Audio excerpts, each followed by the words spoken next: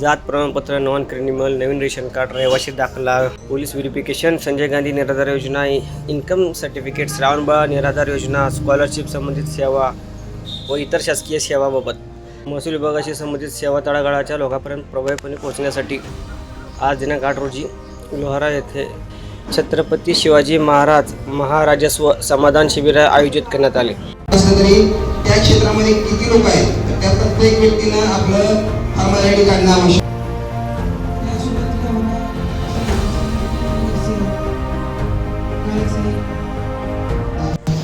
कार्यक्रमाचे प्रमुख पाहुणे लोहारा नगरीच्या प्रथम नागरिक नगराध्यक्षा लोहारा नगरीचे सन्माननीय नगरसेवक प्रशांत.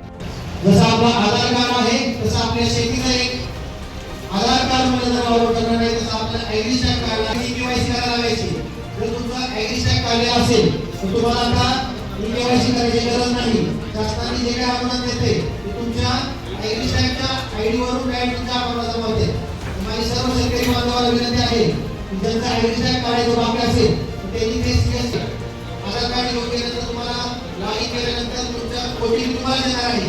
त्याला कोणत्याही प्रकारची हे करता आधार कार्ड वरून तुमचे आधार कार्ड ते तुमच्या जनरेशन लिंक होणार आहे आणि तुम्हाला एक युनिक आयडी भेटणार आहे.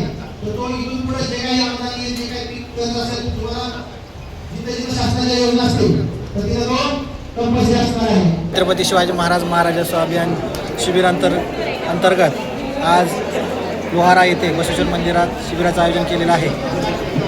या अभियानाअंतर्गत आतापर्यंत 3 महसूल मंडळात शिबिर झालेले आहेत. तर आज हे आपलं शेवटचं शिबिर लोहारा येथे आयोजित करण्यात आलेलं आहे.